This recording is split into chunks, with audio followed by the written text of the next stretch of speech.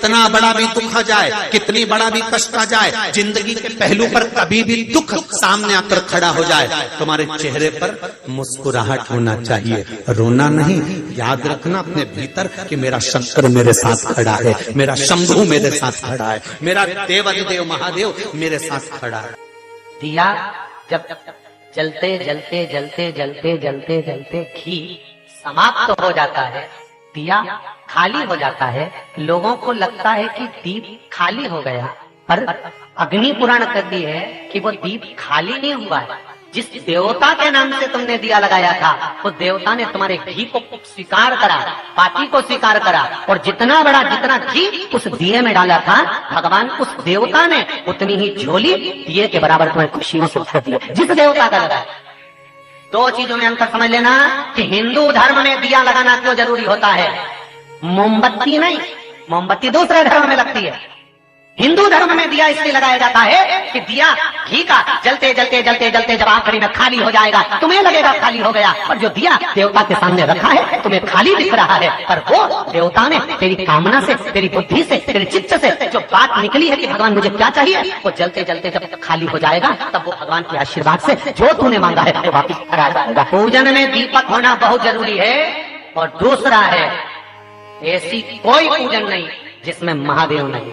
अगर जिस पूजन में शंकर नहीं होंगे तो पूजन कोई देवता स्वीकार नहीं करता, कोई देवता स्वीकार नहीं करेगा उस पूजन का कोई।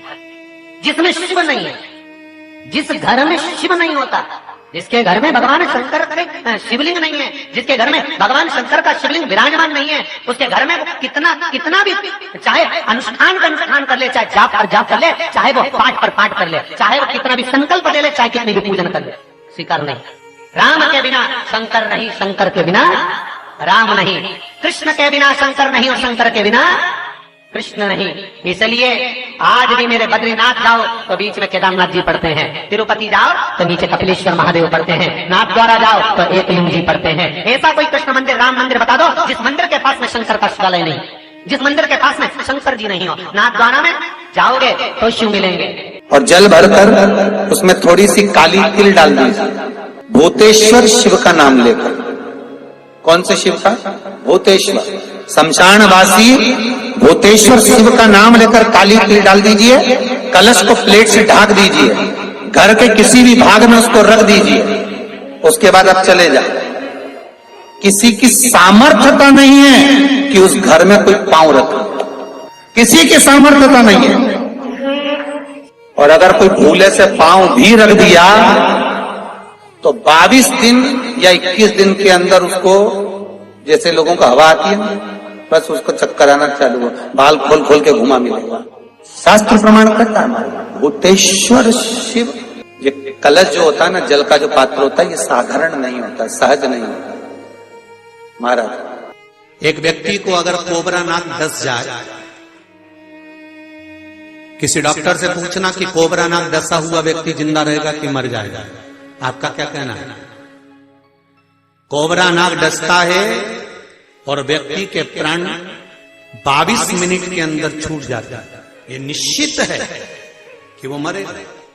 कैंसर जैसे रोग को मिटाने के लिए कोबरा नाग का जो जहर होता है उसकी औषधि बना कर दी जाती है, कैंसर को मिटाने के लिए। तो विचार करिए, कैंसर जैसे रोग को मिटाने के लिए कोबरा नाग के विष की औषधि बना कर देते हैं, जो विदेश में औषधियां बनती है उसका निर्माण होता है, तो कितना जहरीला होगा कोबरा, कितना। एक पत्र आया है, हर्ष चौबे, कहीं बैठे हो तो हाथ हिलाइए। हर्ष जी चौबे कहीं बैठे हो तो दोनों आप ही हैं, दोनों हाथ हिला दो एक बार। हर हर महादेव। पता है चंदेरी राजा शिशुपाल की नगरी अशोकनगर। मेरी उम्र 22 साल है गुरुजी। मैं अपनी पढ़ाई के साथ ही मैं अपना बिजनेस भी करता था। बाबा की कृपा से सब कुछ जिंदगी में मस्त चल रहा था। 4 दुकानें थी। हर रोज की तरह मैं घर पर रात में दुकान से आया और भोजन करके सो गया। उसी रात में 3 बजे मुझे लगा कि जैसे मेरे सर पर कुछ बैठा है। मैंने अपने हाथ से आंख बंद में ही उसको हटाया। मेरे सीधे हाथ की बीच वाली उंगली में बहुत तेज दर्द झंझनाहट हुई। मैं तुरंत उठकर पास में सो रहे बड़े भैया को उठाया और बोला कि मुझे किसी ने काट लिया। भैया ने जब टार्च से देखा तो बोले कि सांप है और बहुत बड़ा सर्प है। जब उस सर्प को देखा तो वो कोबरा नाग था। गुरुदेव क्या वर्णन करें, उंगली में से 2 दांत नाग के गड़ चुके थे, रक्त निकलना चालू हो गया, खून आ रहा था। सांप 4 फीट लंबा किंग कोबरा था। मुझे 3:40 पर चंदेरी के अस्पताल में एडमिट किया गया और स्नेक बाइट के इंजेक्शन और बोतल लगना प्रारंभ हुई। ठीक आधे घंटे के बाद मेरी आंख बंद हो गई। इस बच्चे का फोटो देखिए जिसको कोबरा नाग ने डसा था, वो भी सामने खड़ा हुआ, फोटो भी लगाया गया। मेरे परिवार वाले मुझे केयर से ललितपुर के उत्तर प्रदेश में ले जाने लगे और ललितपुर ले जाने लगे। रास्ते में 2 जगह पर मुझे विश्राम देते हुए शरीर में दर्द अधिक होने लगा, उल्टियां प्रारंभ होने लगी, आंखें बंद होने लगी। 11:30 पर ललितपुर पहुंचे। डॉक्टरों ने जांच इंजेक्शन बताया और कहा कि यहाँ से आप झांसी ले जाएं, ये बच्चे की अंतिम सांसें चल रही है। झांसी मेडिकल अस्पताल में लेकर गए तो वहां पर कह दिया अब इसमें कुछ बच नहीं रहा, इसको ग्वालियर ले जाओ।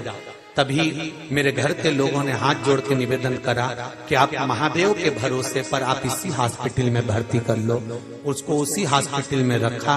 जवाबदारी मेरे माता पिता ने ली और मेरे माँ ने मोबाइल चालू कर शिव महापुराण की कथा और श्री शिवाय नमस्तुभ्यम का जाप मेरे मोबाइल पर मेरे पास लगा दिया। गुरुदेव मुझे आईसीयू में भर्ती करा गया। बाबा की कृपा किसको कहते हैं गुरुजी? केवल शिव पुराण, ओम नमः शिवाय, श्री शिवाय नमस्तुभ्यम, केवल यही मेरे साथ था और मैं अंतिम घड़ी गिन रहा था। मेरे बाबा ने मुझे बचा लिया। ये शिव है। बैठो बेटा, हर हर महादेव। बैठ जाइए। गुरुदेव मेरे सर पर काल था पर मेरे महाकाल ने बचाया। तब से मैंने सोच लिया बाकी की जिंदगी मेरी महादेव की है और उसके लिए समर्पित रहा। बेटे ने अपना फोटो भी डाला है।